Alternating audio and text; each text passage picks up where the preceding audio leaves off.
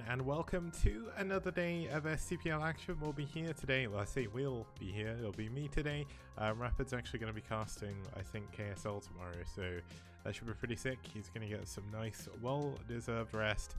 So the casting again, but we do have a couple of really exciting series heading your way. Let's have a quick look at the first one of them.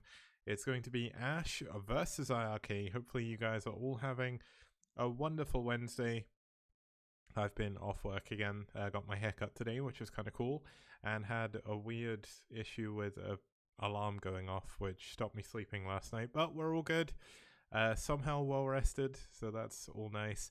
But iRk traditionally have done a lot better than aSh have in the STPL. They've won 22 of their overall series, whereas aSh have only won 5. When they've met each other before, iRk have actually been 3-0 up against aSh, sorry.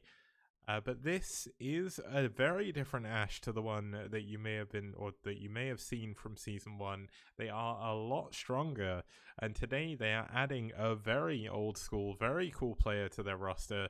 Both these teams are actually 1 for 3 overall in the stats, so it's going to be a super important match, as both of them are going to want to try and claw their way away from the bottom of the table. But let's actually have a look at our rosters for today, because that's where things really start to get interesting.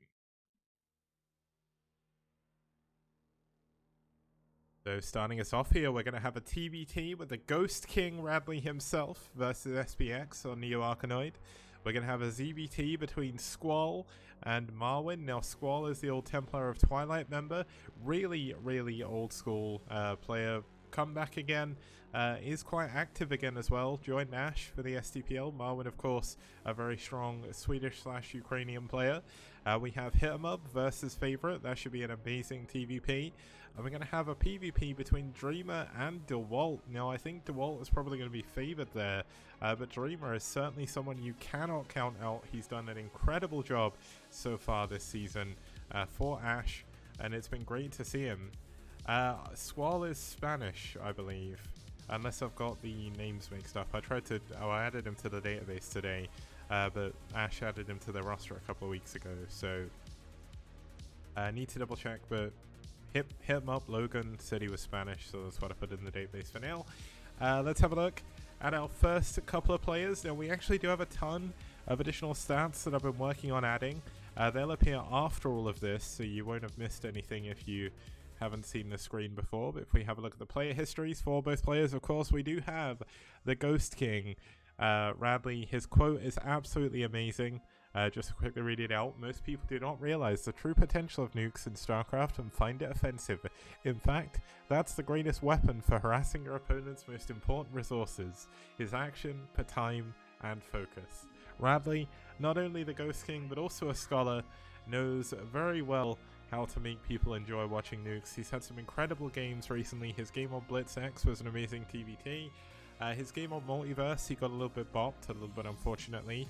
But I mean, he's 3 for 3 against Terran overall, and we're going to get to see how he does against SPX, who's one of the strongest Russian Terrans at the moment. Now, I know that his win ratio in the STPL is not looking good. He's actually got a 0% win rate overall, but he's played against Scan, Kogut, and Spire. Spire and Scan are two of the best players on Sol, and Kogut is definitely one of, if not the best player on Net Wars now, so it should be kind of cool to see that. If we have a look at our map here, we're going to be heading into Neo Arkanoid. Now, the important thing to note about this map is just how many neutral buildings there are across the entire map. Now, TBT is very interesting here. We had Kogut versus SPX before on this map, which Kogut actually won, but that does mean SPX has at least one tournament game advantage over Radley in terms of trying to think of the right experience. So should be cool to see how this is going to play out as we get into game number 1. It's Radley from Poland versus SPX from Russia here on Neo Arkanoid.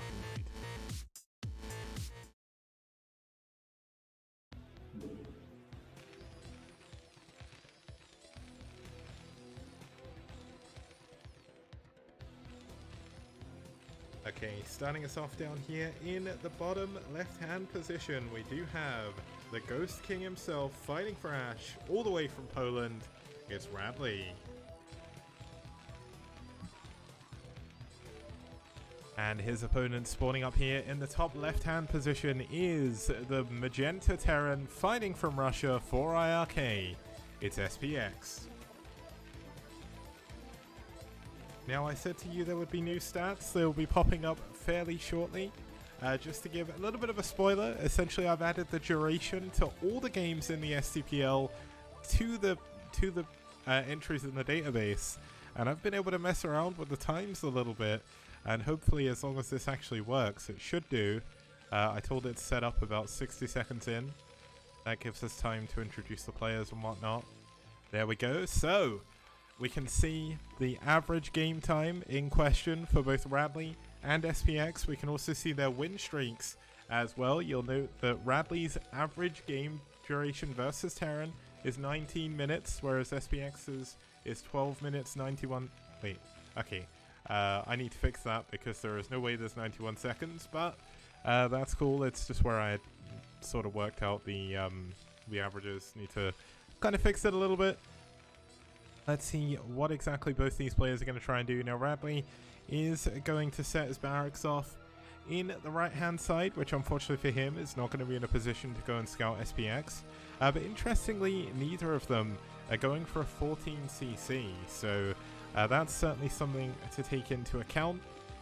In terms of statistics as well, you'll see that Radley, his best win streak versus Terran is actually only 2, and his current win streak is 1, but these players don't exactly play too many TVTs, and obviously SPX, this is only his second one. He did lose the first one he played, 12 minutes and 91 seconds. Yeah, I can't believe I read that out without realizing, but I'll edit that slightly. It was due to the way I've kind of... It's the way I've calculated everything. I guess it doesn't really work very well. I put it into a double value in Java, but I don't need to bore you with the technical stuff. I will say manually putting every single duration from every replay took me the most amount of time over the last couple of days. And when I finally finished it today, I felt so happy.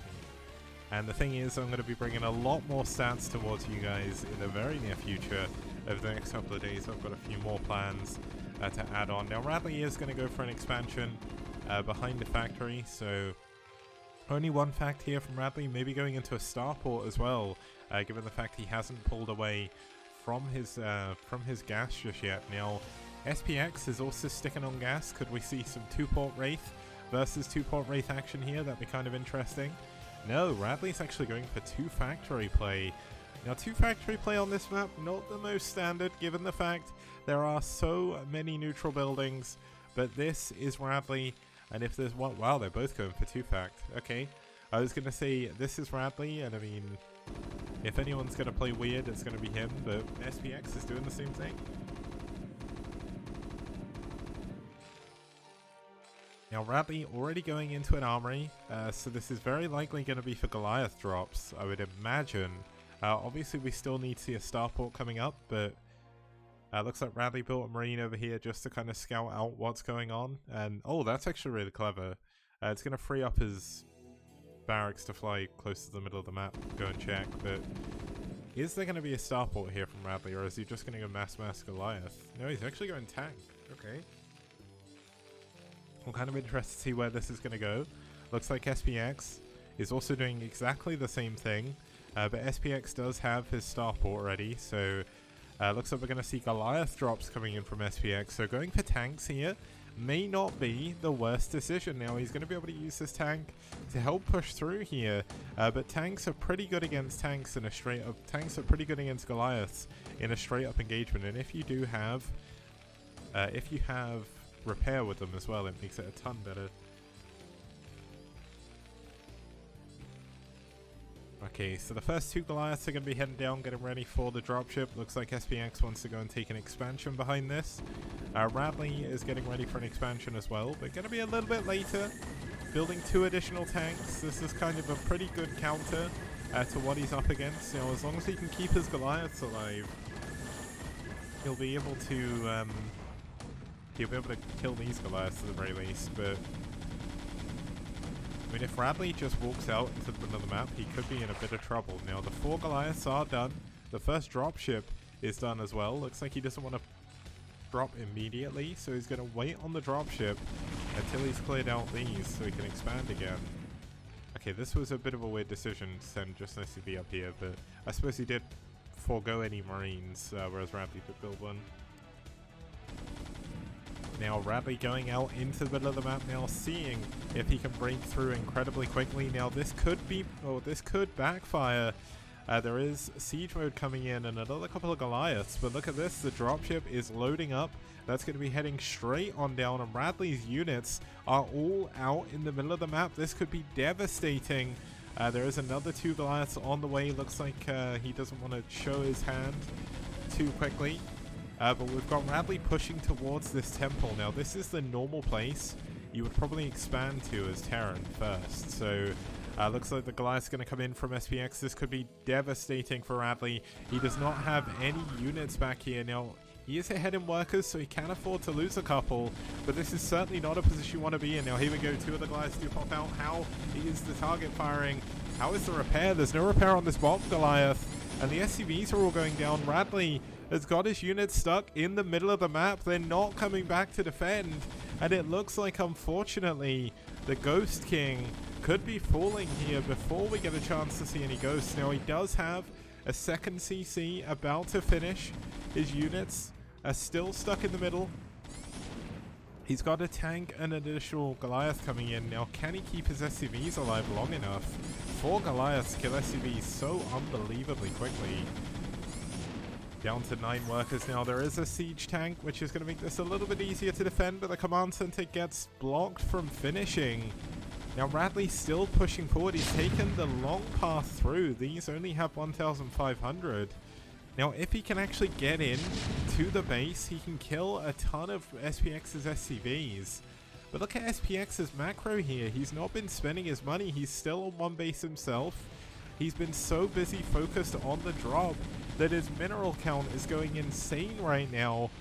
Now, unfortunately, Radley, due to the lack of workers, have been forced into a couple of vultures here. Now, these temples are finally going to go down, but by the time he gets here, just look how many Goliaths there are already. And there's going to be another, well, there's even another 4 here, and he's on triple factory right now. Now, he is going to be able to get cancel on this command center for sure. If he kills it, that's going to, yeah, there we go, the cancel is done. Now, Radley does have scans, so he scans ahead and sees how many units there, and he's going to have a look to see if he can break it. Now, SPX needs to be careful, because if he lifts up and the Goliaths kill those, kill that dropship, he's going to be in big trouble. The second dropship coming back, though.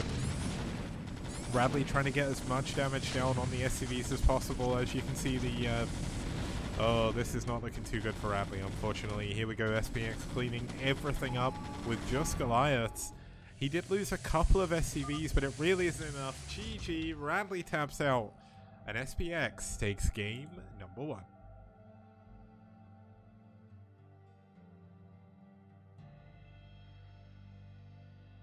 Now, I know that isn't the kind of game we're expecting to see from Radley there. Usually he has some really exciting games, but that's the way the cookie crumbles sometimes, and you just get unlucky sometimes. So that's a little bit unfortunate, but we are going to head into game 2.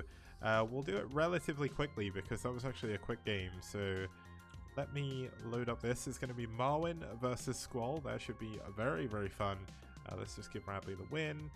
And then we'll introduce our next couple of players. Now, one of them I do not feel anywhere near qualified to be able to introduce, because essentially he has been playing this game longer than I have for sure, and I've never actually seen any of his tournament games. Maybe the old TSLs if you were in those, but I can't remember that far back, so I'm not gonna lie, I remember all this stupid map information, but not really any of the TSLs too much. So let's introduce Squall. Squall, ex-Templar of Twilight member from Spain. He's obviously an old clan leader of Eriador. Apparently, from what I've heard, he's very good. And Youthing, we're actually going to be able to see how many short TVTs there's actually been. Oh, thanks, Barneth. But yeah, so Squall, really good player. I don't know enough about him, but I've heard enough to make me very excited to be able to see his games. And his opponent going to be fighting for Net Wars, not Net Wars, I read Bonus and thought Net Wars. For iRk, it's going to be Marwin. Now, Marwin I know is Ukrainian, but I've been told he wants to be referred to as Swedish, much like Eon Zerg is Belgium for the sake of that's what he wants, so it's all good. Marwin hasn't done especially great. He's been up against some incredibly good opponents though, including his ex-teammate in Eon Zerg from iRk. 36% win rate, but versus Zerg is definitely the better one of his matchups. Now, let's have a look at the map we're going to be seeing here. We're going to be heading straight into Carthage 3. Now, Carthage 3, one of my favorite two-player maps, bottom right and top left-hand spawns. A really fun map. There's been a lot of really cool TVZs on here as well. Shaylin versus Scan was especially good. There was a lot of really cool back and forth action in that game. So without further ado, let's get into game number 2.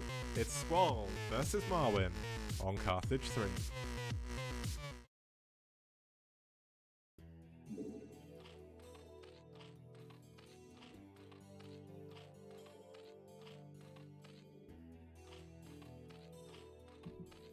Yeah, let's change these colors up. No, I can't. This was one of the games I had to complain about because it didn't host on top versus bottom. So, for the purposes of this game, in the top left-hand corner, we do have the Grey Zerg fighting for aSh. It's Squall.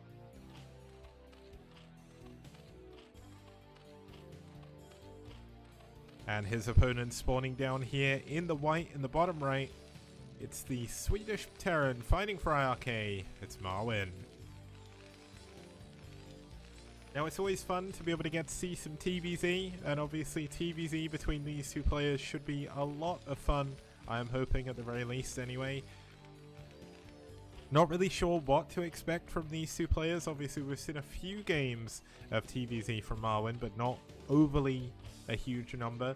If we actually take a look at his average game duration, it's only around 14 minutes, and his average game duration versus Zerg is actually 10 minutes, so kind of cool. Hopefully we'll get a little bit longer game than 10 minutes, but obviously Squall without any form of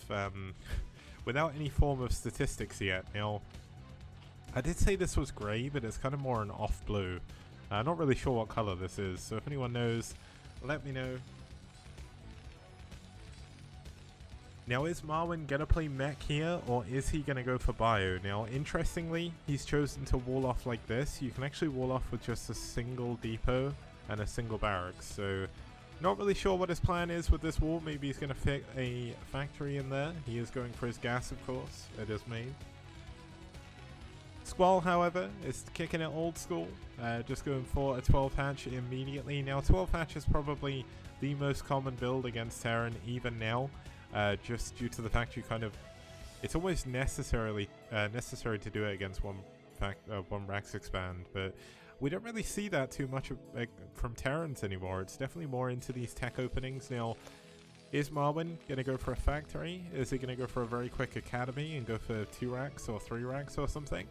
We'll have to find that out. Looks like it is just going to be a factory, and this is why he walled in such a strange way. Now, of course, this wall position, it does keep you alive against lings, but so does the other wall. The only problem is it traps your your vultures in until you can move the barracks. So regardless, you have to tilt the barracks up, and Squall is going to see that this is coming. Now, I guess the important question about Squall here is how well versed is Squall in the modern meta, because these tech openings have definitely come into fruition the last year and a half or so, and I know there was mech openings back when Squall was playing super actively, but they weren't as common. Now, when you have someone like Eriador as an ex-teammate, I would imagine you're pretty smart at this game. Eriador obviously knows more than I think anyone else I know about how the game actually functions, so I'm guessing Squall is going to have a pretty good shot here to deal with this quite normally. Now, Marwin has pulled out. He's going for a pulled out of gas. He's going for a command center here. Factory expand, very common. Now, this is a weird situation. Going for this wall, and then just lifting your barracks means essentially if you are getting Ling all in, you will just die. But luckily enough for Marwyn, he's got his SCV in the main base, seeing everything that's going on. And we have another old schooler here, TT1, appearing out the darkness to have a watch. That's kind of cool. Now TT1, you probably know a lot more about Squall than I do, so if you could maybe throw something in chat about what his old style was, so I kind of have a clue what to look out for, because from everything I've heard, he was a really, really good Zerg player, but I don't really know enough. Now Squall is already ready with the Sunken, getting ready to build a wall in here as well, using the Spire as part of the wall against Bio. This would be a death sentence, but because Squall knows there is a factory here, he knows he shouldn't have too much trouble. Now, there's been no additional Marines added on. There is an armory. We're likely going to see a second factory.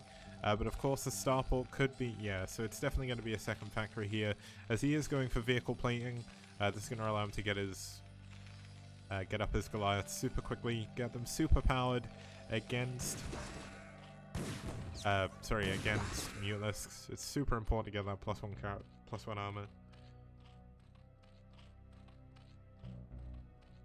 Squall played every style according to TT1 in case you're watching this on the YouTube VOD, so I guess we'll get to see a little bit more of how he's gonna function in this matchup. Now, he did go for two hatch muir into a third hatchery, so it's not super all in or anything like that. He didn't do one of the more modern tweaks to this build where you go for the third hatchery, add another expansion. One of the main reasons for that was he didn't actually manage to kill the vulture super early, and it's still actually alive, so he wouldn't have been able to sneak a drone out at all. A little bit unfortunate for him, but obviously going 3 hatch or 2 bases isn't the worst thing in the world. Now, we are going to see a Hydralisk end coming in. Now, going into a Lurker follow-up behind this isn't the most common against mech, but looks like it is what Squall's going to do. You can go for Lurker drops, which are very, very good in this situation. And especially when you have like an Overlord in this kind of position, if you just move it here, pick up 2 Lurkers and drop in the main, that can be very, very problematic for a Terran player. Especially as when you're going for mech, you delay the Academy a lot later, but here it is. There's going to be, it's a fake mech build here from Marwyn. He's going into 3 racks, a Bionic play,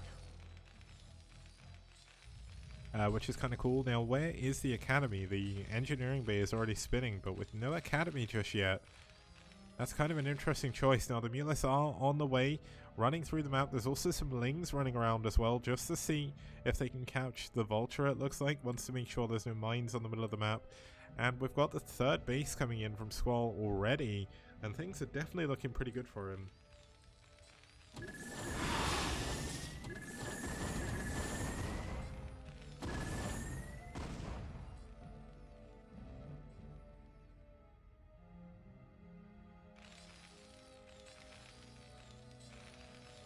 Okay, this is strange. Going for this early +1 vehicle plating when you're going for bio behind this is such a weird decision.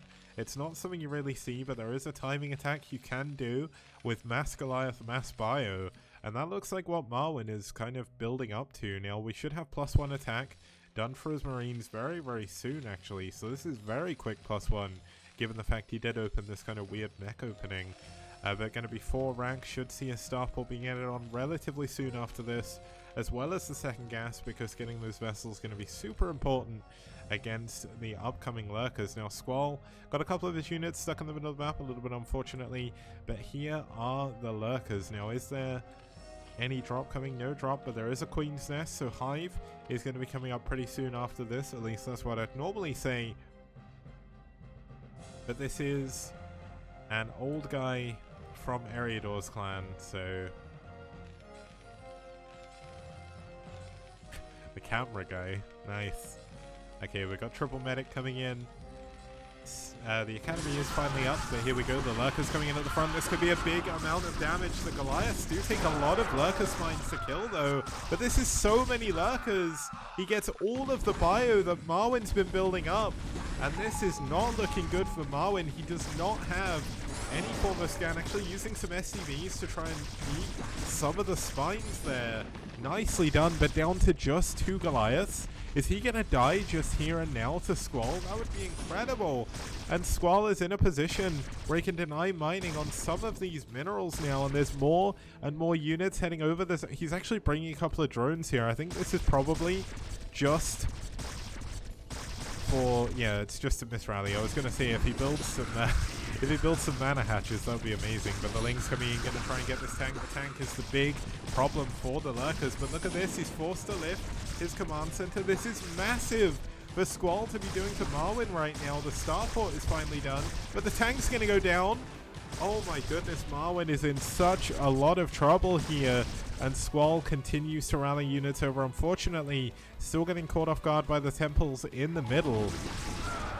Here we go, the Bio's going to try and stim forward. The tank is finally sieged, but he is going to be able to deal with the lurkers, but he's only got one scanner. He cannot land to make another scan because there's a lurker under it. And does he have any scan energy? No, he doesn't. He is in a ton of trouble. No science facility just yet either. I mean, there's a Wraith out here, but what's it going to do for you when you can't even see the lurkers? Now, he's actually pulled back because he's worried that there's going to be another scan. As we know, it's a little bit further away, but we've got Squall moving forward once again. Hive is done. Defiler Mound is on the way. The third base is pretty well saturated. Evolution Chamber coming up. Now this single Vulture has come back. It's got 4 kills from earlier, and it could actually kill every single drone at this base. It does take 3 hits from a single Vulture to kill a drone, but looks like we've got Marwyn trying to push out again. Does manage to take out a couple of Lings, but losing a lot of Marines in the process. Not really where you want to be. 5 drone kills on this Vulture. Could get another one as well. He sees the Nidus is up, so he now knows there's Hive. And he will know what is coming in.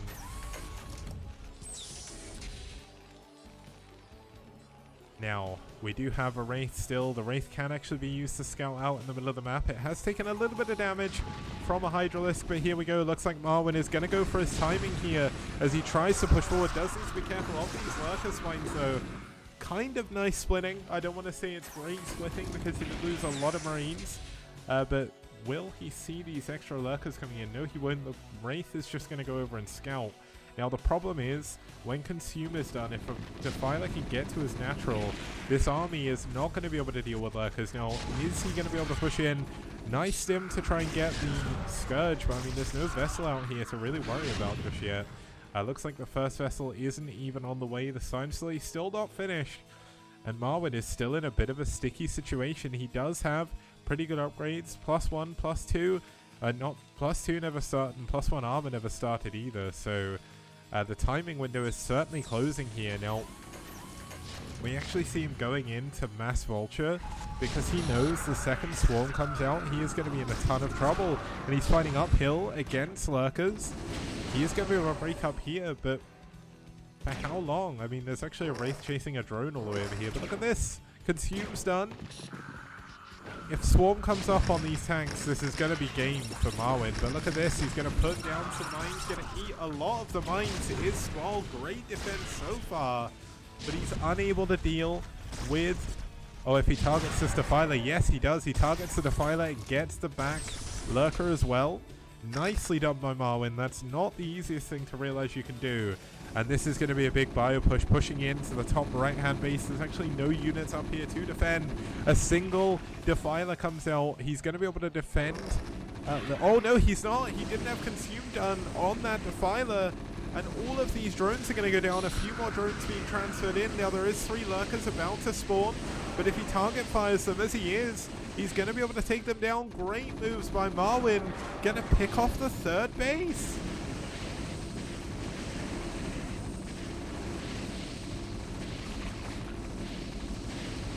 Okay, now this 3rd base is going to go down. Let's have a look at the front. This Swarm is still up. A second Lurker is back here. It did move back a little bit. We've got a 3rd command center finally coming in. He actually scanned there ahead of where this army was. Oh my god, he's going to get another Defiler as well. Great moves by Marwyn. Squall has done a pretty good job in this game, but Marwyn is doing incredibly. His micro is absolutely on point. He's not losing way too much. He's not really able to do much damage anywhere, at least to Squall, but obviously he's just taken out the 3rd base. And that's really the major power play. Now, Marwin is actually going to choose to double expand. +1. No, he's actually going for a mech switch behind this. Okay, this is the weirdest thing I've ever seen.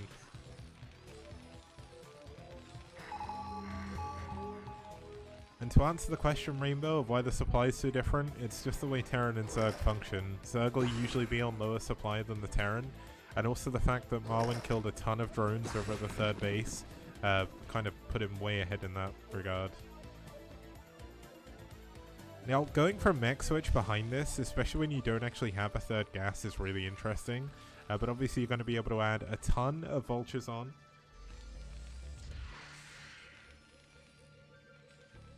Now, landing the Science Slate out the front as well, going to add a little bit of a buffer against any kind of mass Hydra plays. But he already knows that there's no units coming towards him. He's got good scouting pretty much all over the map. The Vulture Mine's obviously going to be doing a ton of damage to anything pushing forward. Oh no, losing the Defiler.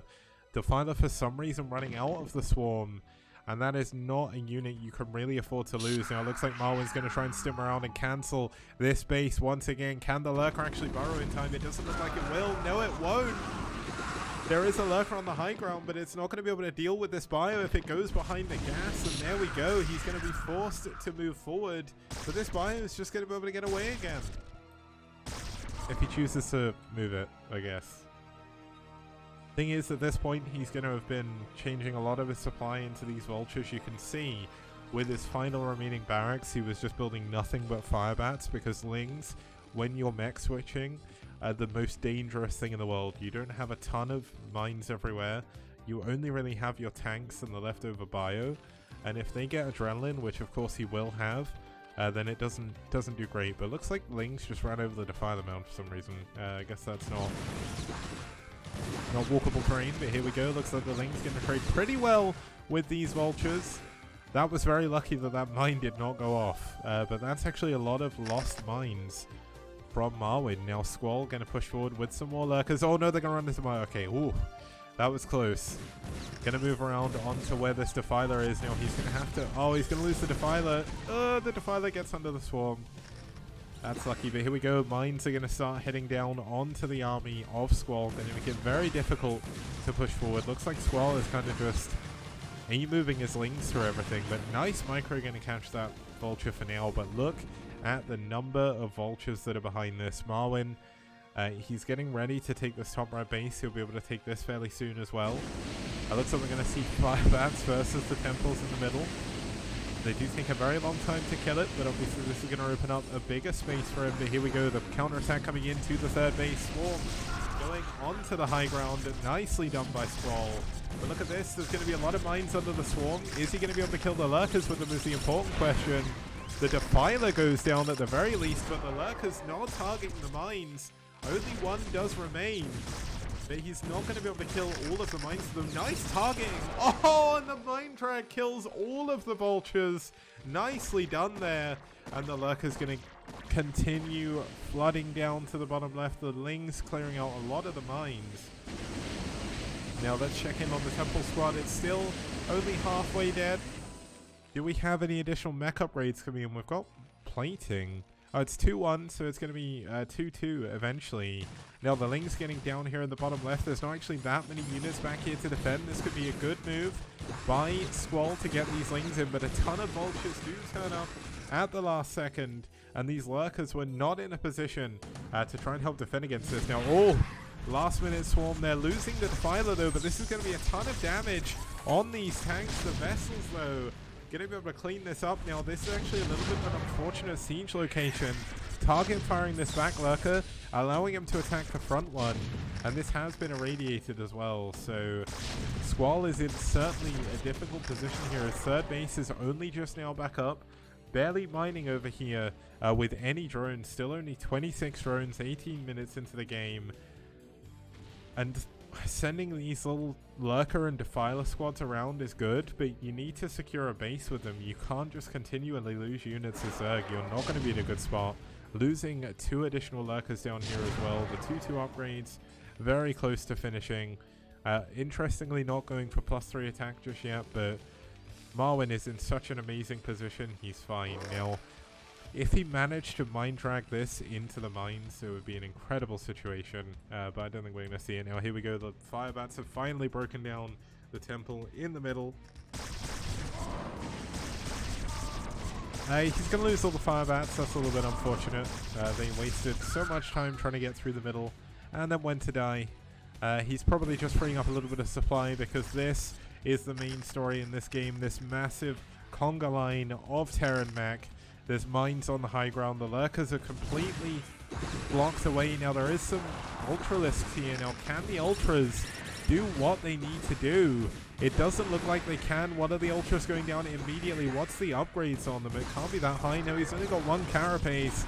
And this is surely going to be the nail in the coffin. Squall has fought hard, but Marwyn fought harder as he pushes his way through to the natural of Squall on one of the final remaining bases. He actually just built a round of drones and defilers, and that's not units that can kill these tanks, unfortunately.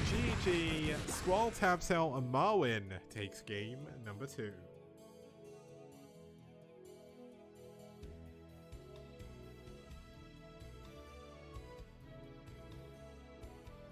Okay, so that's going to take us to the middle of this series. We're actually going to take a very quick break, after which we'll go into game number 3, which, if I remember correctly, is going to be favorite. Let's actually check before I say anything stupid. Yeah, it's going to be Hitmup versus favorite. It's going to be a TVP, and it should be great. See you guys very soon. Outstanding. Rock and roll.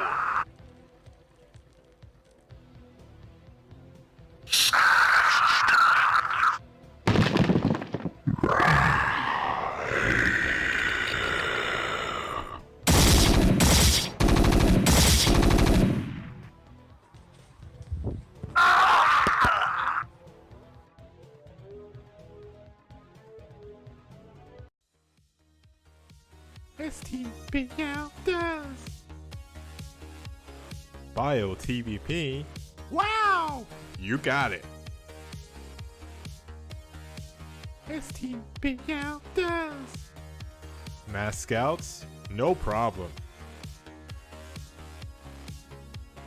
Broadcast 3 nights a week on Monday, Wednesday, and Friday, 2100 CEST.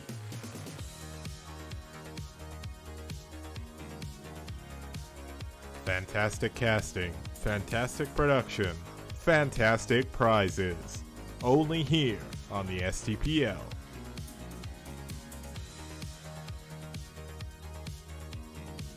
Did you know Reavers could be this radical? How did these lings even get here? All I know is that's one dead base. STPL does. Wraiths, Valkyries, Carriers, and Corsairs. Forget about it. You won't see that anywhere else. STPL does. STPL does. STPL does. STPL does. STPL does. DT's doing game-ending damage? Name a more iconic duo. We've even got carriers in PvZ. How amazing! A global team league on the scale you've never seen before. Don't see this in BWCL, STPL does. All that and more, only on this amazing 64-bit STPL. What BWCL don't. Impressed? I know I am. Why not support us on the link below, patreon.com. Okay guys, welcome back. We're going to be heading into game number 3. Starting us off here for aSh, we're going to have Hitmup. He's one of the stronger players on aSh, and actually one of the stronger players in the league statistically. In the top 40 players, nothing to be scoffed at. In terms of players with ELO, I need to get the stats on exactly how many there are, but there's a good number of them. And his, he's actually 6% win rate overall, 5 for 4 against Protoss. And his opponent, fighting for iRk, he was one of their stronger players in the early rounds last season. Then he took a long break. He actually came back for round 3, played a couple of games there, but he's played twice so far in Season 2. He's got a 63% win ratio overall, but he's only played 2 Protoss versus Terran, so we'll have to see how exactly he's going to do. As we get onto our third map here, it's going to be Desperado. Now, Desperado, one of the cooler maps, one of my favorite maps in the pool, actually, with 2 gases in the main, no gas at the natural, and a very tight center. This can lead to some very cool games. This map is incredibly good for carriers, so hopefully we'll have a nice long TVP here as we get into game number 3. It's Hit 'em Up versus Favorite.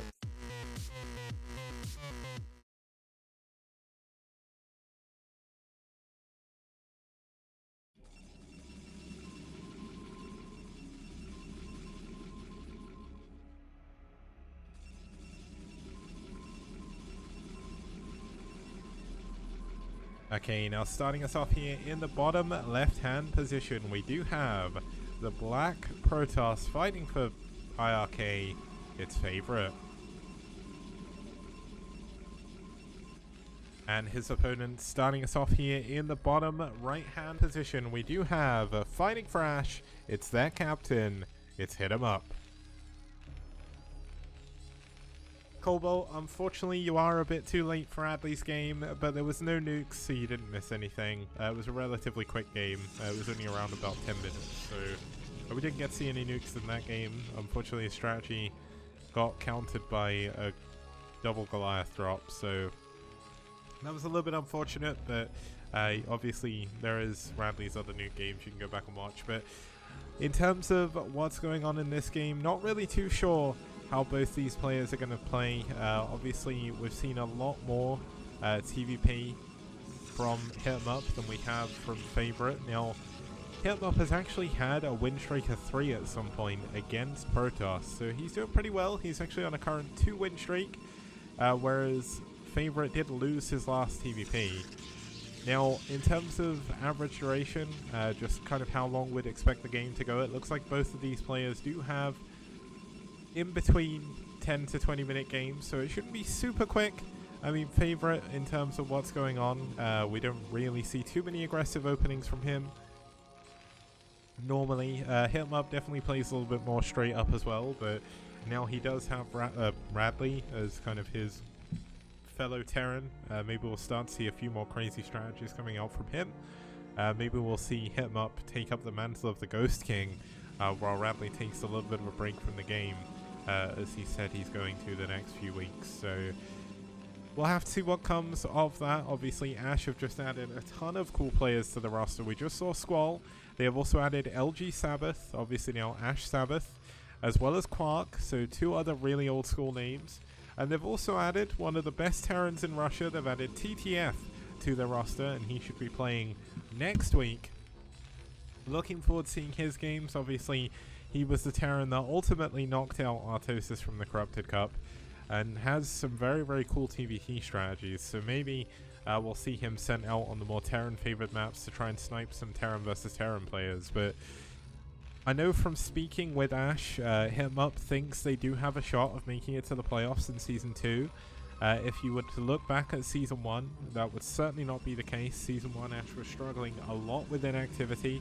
They did not have that many good actual players.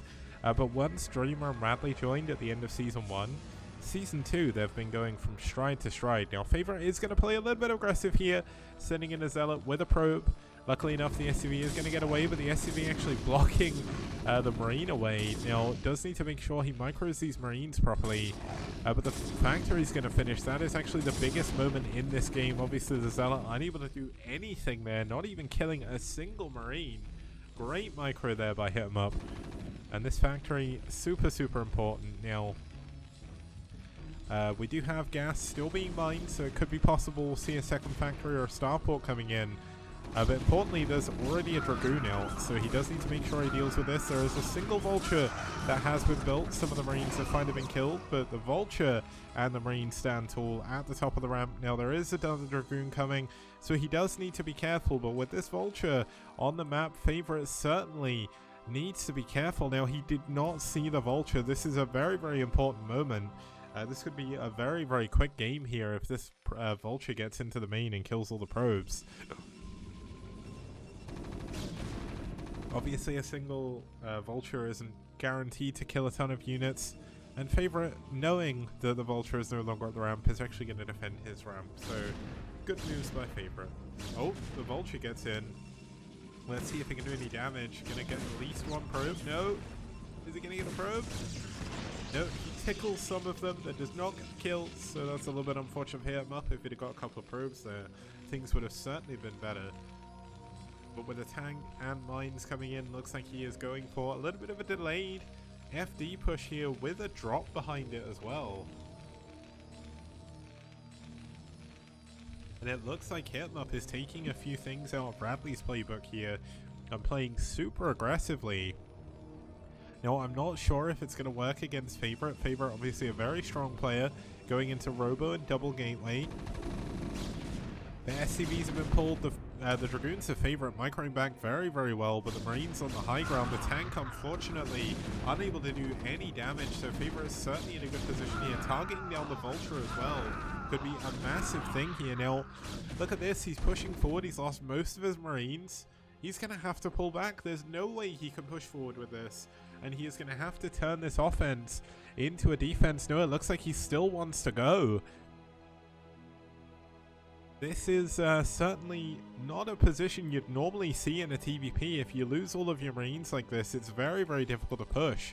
But looks like he is going to continue going in. He does have a Wraith coming in. The dropship is going to be able to lift these units into the main if he so chooses to. And look at where all the Favorite units are. If he can drop those Vultures in the main, that is going to be a ton of damage. Now, Siege mode is coming up. And it looks like he is going to, yeah, he's going to push forward at the same time as dropping the Vultures in the main. And this is a really, really clever move. It's going to keep Favorite's eyes on the front. And let's look at Favorite's base. He does not see the Vultures coming out. And there's no Dragoons in his base. Now, there is a shuttle here. And speed is not yet done. But hopefully, for Hitmup here, he's going to be able to do a ton of damage. Now, the Mine at least not being a traitor. And the Zealot not going to run into the main, but this is going to be a ton of dead probes. And if these units from the front go in, siege up at the bottom of the ramp, things could be very difficult. But Favorite, with the almost perfect defense, barely losing any probes there. And I mean, Hitmup has had 4 SCVs just out in the middle of the map, not doing anything this entire time. And this is going to be Favorite's chance to go for a counter if he wants to. Looks like he is just going to wait for his Reaver. And going to take the island base as well. And luckily enough, this Wraith is going to see this. This gives him an idea that there's a shuttle as well. But I mean, cancelling out this island base, which would have been pretty much a big freebie, would be absolutely incredible for Favorite here. But the Wraith does manage to clear that out. Going to force the shuttle to come back again. The Observer going to go across the map, see what he can see. But you can already see that Hitmup is kind of poised to defend his choke because he thinks that he's going to have a big bust coming in. But what he doesn't realize is that there is a Reaver out, and it is going to be coming for blood here. Now, there is going to be another drop. He's actually going to just go and drop 2 Marines likely on that island to make it harder to just drop a single probe in. And that's actually a really clever move. Now, what's the next steps here for Hitmup? He's going up to 4 factories. Do we have an armory? No, we do not. So no upgrades for a very long time here for Hitmup. That's not exactly the best position to be in. Now, the Wraith is going to be coming in to the natural. Going to scout out where the units are if he can. If he can pick off this shuttle, he is going to be in an incredibly good spot. But it looks like the shuttle is going to be moving with the army. So it makes it a little bit harder, but the Wraith going to come in, tickle the probes a little bit more. He is kind of organically getting the probe tickler nickname from me here because, I mean, a Wraith isn't going to really do too much damage, neither is two Marines, but we've got Dragoons coming in at the front. The Reaver shuttle is still here. We need to keep an eye on this. Speed is just finished for it. The Wraith is going to come back and see if he can try and intercept this, but the Wraith is slower than the Speed shuttle, so let's see if he can catch up with this. Oh my god, he's going to carpet bomb the tanks. Oh no, this Reaver is going to do so much damage. He's trying to fix it down, but a huge Scarab. Wait. Yeah, the Scarab does go off. Oh my god, is he going to hold it? Oh, the Reaver! Oh, he gets 3 of the tanks in the back. The Reaver is still alive in the shuttle, but he does manage to survive briefly. Oh my god, this mine could be massive. Yes, it is. Hit him up. Actually surviving that push, despite the fact 3 of his tanks go down to a Reaver. Wow, I cannot believe Hit 'em Up actually managed to survive that. Now the Wraith's going to come in and intercept the shuttle finally here for Hit 'em Up, but no, the shuttle's going to get away. And when the shuttle goes away, it's going to come back another day with another Reaver. And he's actually got a buddy now, so 2 shuttles, going to make it a little bit better to drop in the main if he so chooses to, a little bit later in the game. Now we do have, oh, this is good from Hit 'em Up. He's actually going to find this base up in the top left. Is he get? No, he didn't bring any Marines with him, unfortunately, so he can't cancel it. But with this Nexus coming up, that's going to give Favorite access to 2 additional gases. And that's going to be important because he doesn't actually have a huge amount of tech. Now, oh, he's going to drop Vultures into the 3rd base here. I think it'd be better. No, he's going to go into the main, okay. I was going to say, I think it'd be better just to go into the main right now. That's where most of the probes are. Obviously, there are some at the natural, but that's not really going to do too much. Dropping in Favorite's blind spot once again is Hit 'em Up, and he's going to use this opportunity to try and push into the middle of the map, but he does need to be careful. Now the Vulture's going to get in, lay some mines near the entrance, make it very difficult to come back and defend this, but Hit 'em Up unfortunately is unable to keep track of his Vultures in the main. He's trying to control his units at the front. Now the units pushing forward are going to probably do a ton of damage. There is still a Vulture here, but it's only got a single kill.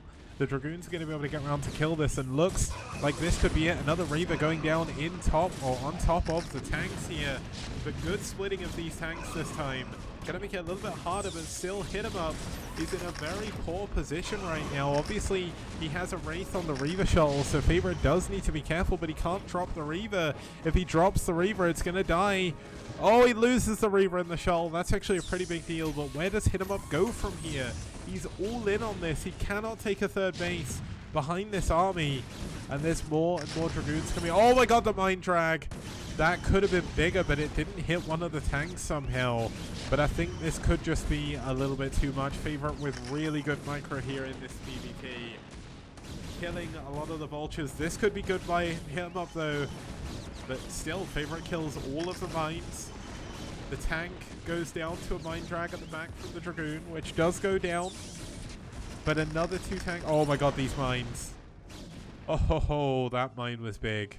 But unfortunately, the one thing that isn't big is Hit 'em Up's army, as most of his units have gone down. He started to retreat. There are some Vultures going up to the top left-hand base, but there's already 2 cannons up here, making it incredibly difficult to actually deal with this. Now, while all that was going on, Favorite was not mining properly from his main. So that's a little bit of a saving grace here by Hit 'em Up, and he's actually going to get all of the probes, all but one of the probes, over here in this top left base.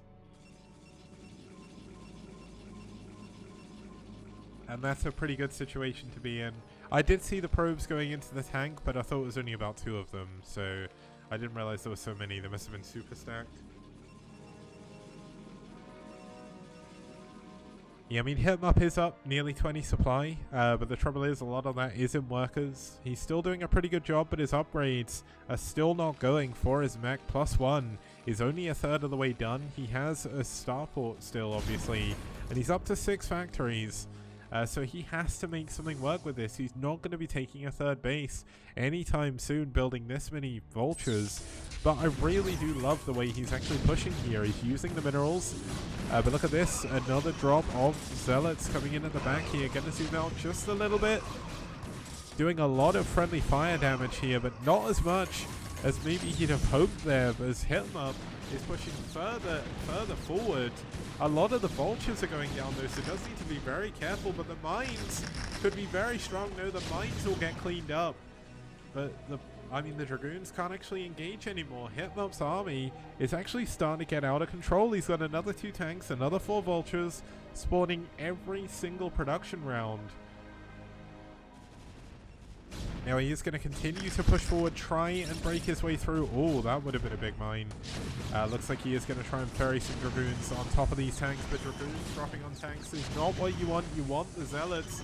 A nice pickup micro there on those, or on that single tank, Gonna make this a little bit harder for Favorite. Hit him up in a very, very favorable position here as he still continues to push forward. The Reaver is finally here. The Zealots coming out here to help do some damage, but there's not actually that many tanks at the back, and it looks like Favorite is going to be able to clean this up now. This single tank is going to go down, and there is a Reaver now, which should make it a little bit easier to hold on, and Favorite has done an amazing job to keep himself alive from that push.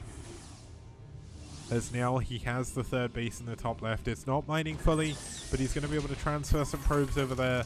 But Hit 'em Up continues this aggression, and here we go. He's going to try and go into the main with a drop. We obviously already see the Observer has seen this, so the Reaver is going to try and drop to defend. Oh, it looks like the Reaver shot went the wrong way. He thought he was going up to the top left. And look at this. He's going to get more damage done in the main. Reaver does manage to kill one of those vultures, but things are still not looking great for Favorite here. He is on 3 base, but he cannot get his units out of his base. And this is why we're going to see Citadel coming up over here and a gateway. He's going to look to try and go into high tempo attack.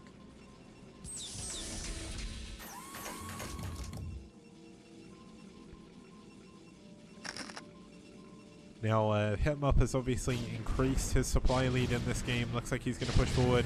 The shuttle coming in with 2 Reavers in the back. They're actually dropping in siege range, but he can't really pick up the Reavers. If he loses these Reavers to the single Goliath, it'd be devastating. But look at this. All the Dragoons have gone down, and all that he actually has left is these Reavers in the shuttle, and the shuttle's about to die. Oh, this is nice. He's going to bait out the Goliath. Oh, this could be dangerous. Wow, Reavers have insane range. But the trouble is, it doesn't matter if you do manage to kill the single Goliath. Okay, this is not every day you get to see this, but 2 Reavers actually intercepting the reinforcements. Gonna go down. The natural base is gonna fall down as well. No upgrades are gonna be coming out of this forge anytime soon. And the only thing going for Favorite right now is he does have the high ground of his base, and he has the other main. But tanks are in a position where they can siege his gateways and all of his units coming out of his gateways, and it looks like Hit 'em Up may just have done enough off of his 2 bases, and that is incredibly important because he is now going to be mined out. And there we go, GG, Favorite taps out, and Hit 'em Up takes game number 3.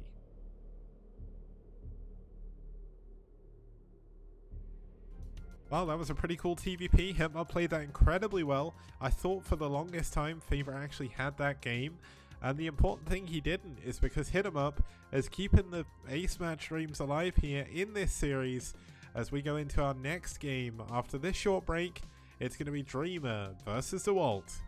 The map is going to be on Neo Outlier. See you guys soon.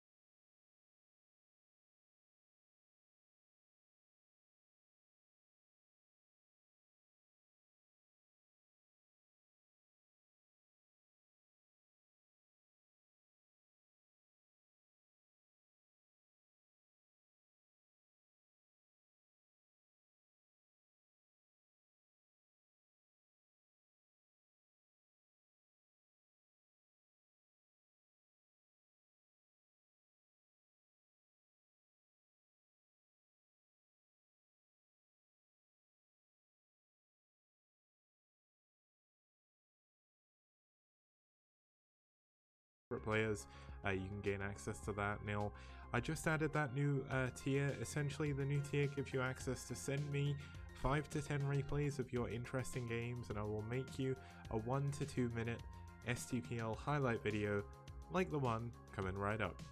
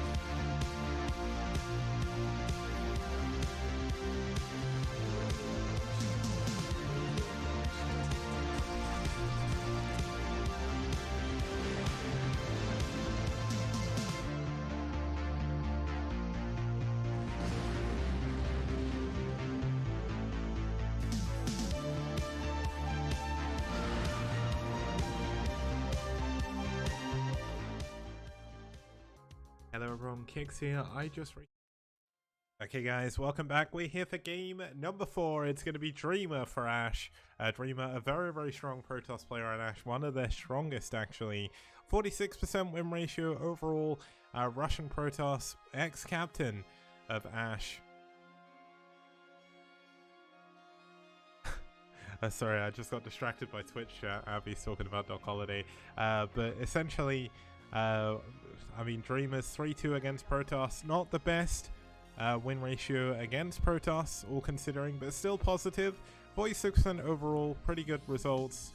And 53 in the overall STPL rankings. His opponent going to be iRk's DeWalt. Now, DeWalt is 11-2 against Protoss, so he is going to be a very tough opponent for iRk, for Dreamer. Also from Russia is DeWalt here, and with a 76% win ratio, he has earned his place in the STPL top 10 echelon, or echelon. I don't know how to say that word. Please don't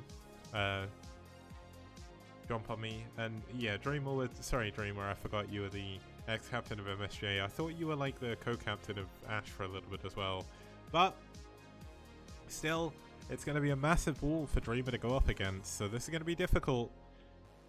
Echelon is how people usually pronounce it. Thank you, Yufeng. Awesome.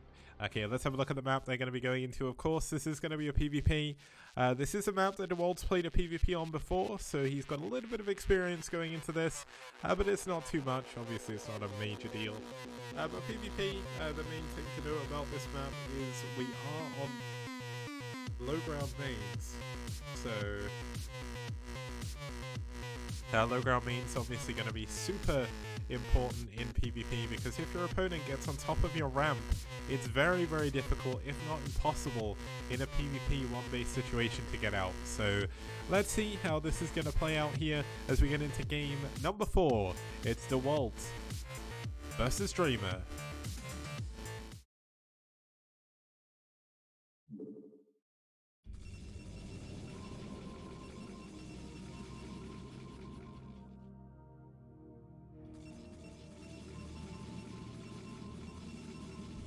Okay, starting us off here in the bottom left-hand position, we do have the red Protoss fighting for iRk from Russia. It's DeWalt.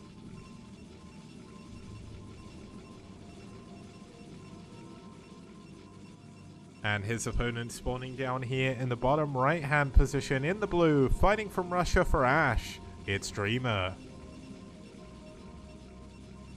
And Xmog, I didn't realize my mic was low. If anyone else agrees with that, I can turn it up. I think I turned it down the other day because it was actually too loud. So I don't know, settings are just weird as hell. Like my green screen looks a lot better today, but I had exactly the same settings on Monday and it looked like garbage. So I changed the settings entirely, and it looks so much better now. But the trouble is, like, I didn't need to do that on my old PC, so I'm not really sure what the difference is. It cuts out from time to time. Huh. That is really weird. There's no, like, noise gate or anything on it, so that doesn't really make any sense.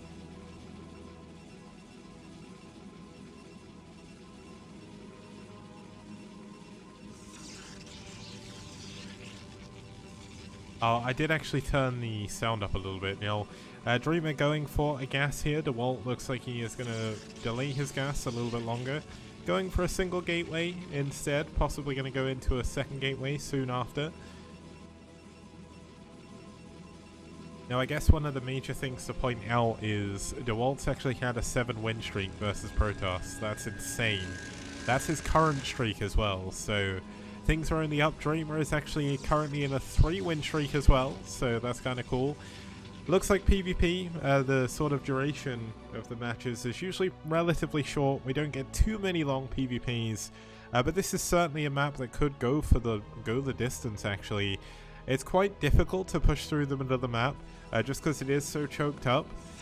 Speed shuttle is going to be incredibly good on this map, and even if your opponent gets your natural, you have the ability to go for these island bases up here behind the temples and down here behind the other temples. So we'll have to see how that's going to come into it. DeWalt still Okay, DeWalt did go for a gas, but he went for a second pylon first. Core coming in immediately after.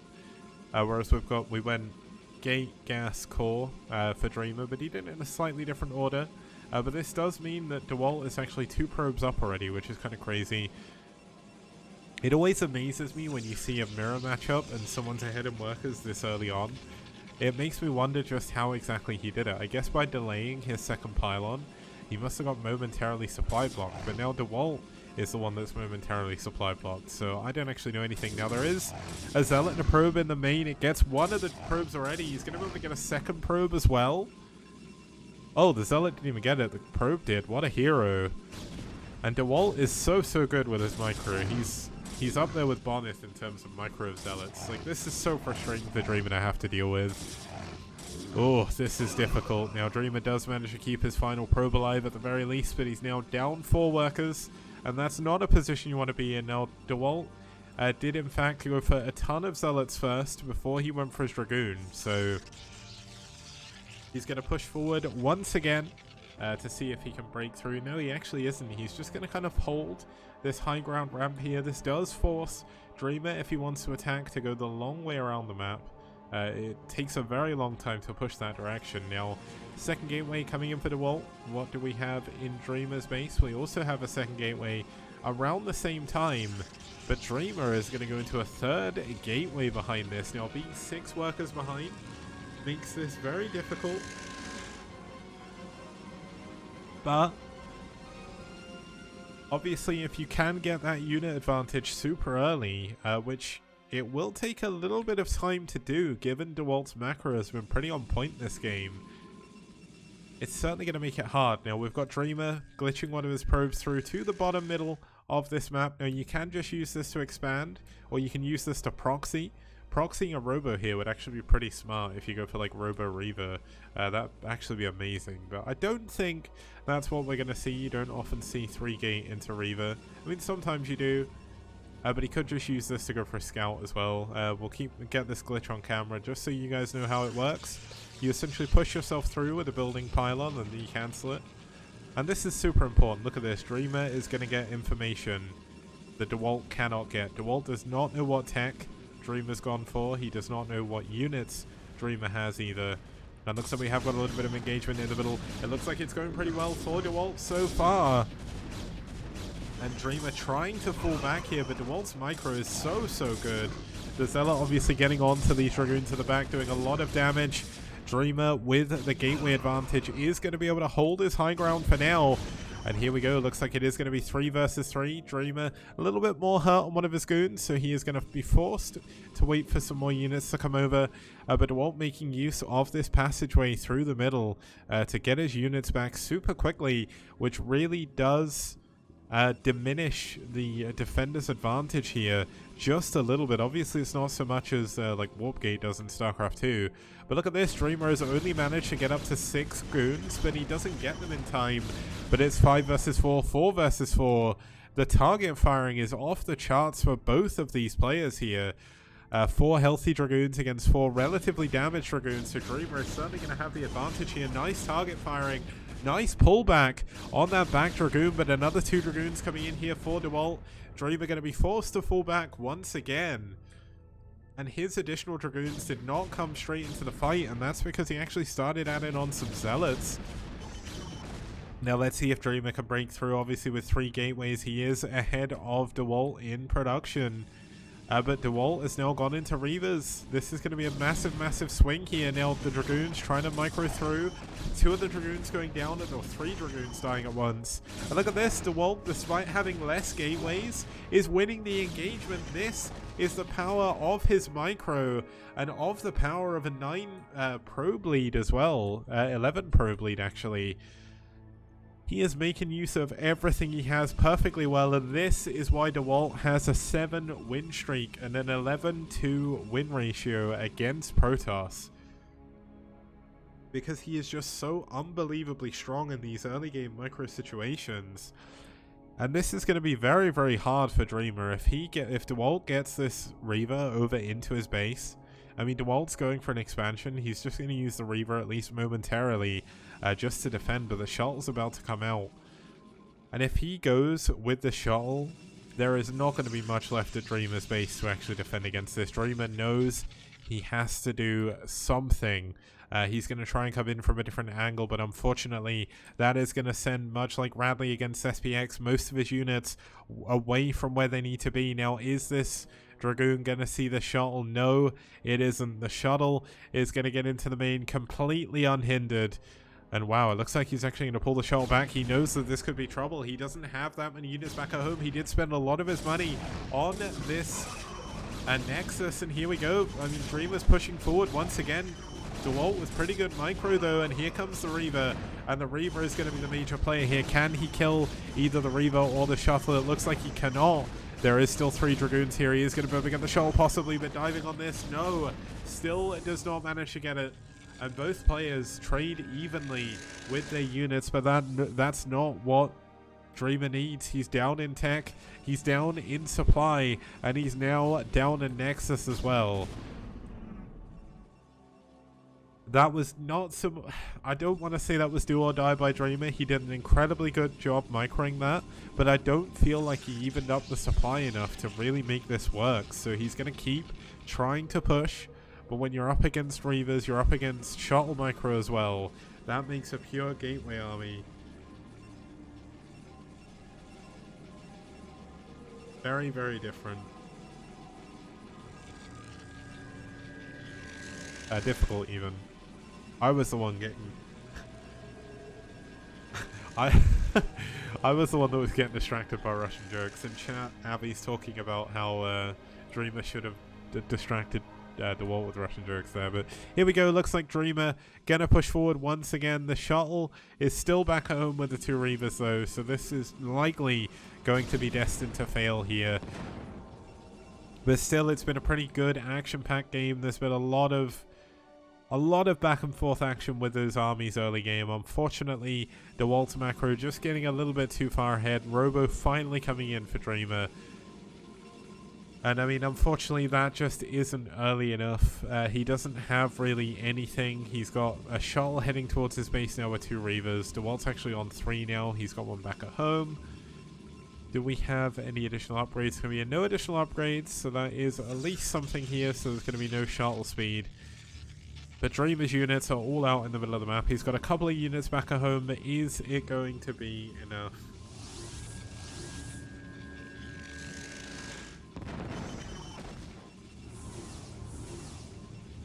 I'm not too sure. Here we go. Looks like the Reaver's going to be able to get into the mineral line. Oh, that's actually quite a big Scarab, but not the biggest. Only losing 3. Oh, that Scarab was big though. He's going to kill the shuttle, but the Reavers are possibly... No, okay, he is going to be able to clean up the Reavers. That is something, but he's still 20 probes behind. He is going to need to build a ton of probes very, very quickly. He finally does have his own second Nexus, but while he's building that Nexus, while he's adding his probes on, DeWalt's army has got bigger and bigger, and he is about to go for a big push that's very likely to win the game for him if he micros the situation correctly. He's only got a single Reaver back at home, so no double Reaver, which makes things a little bit better for Dreamer here. Still definitely going to have trouble against this army. Here we go. Looks like we're going to have 2 big armies clash in the middle. Let's see what the micro is like with Dreamer. Dreamer has done a fantastic job in micro so far against DeWalt, but unfortunately, looks like DeWalt just has too much. GG, Dreamer taps out, and DeWalt wins game number 4.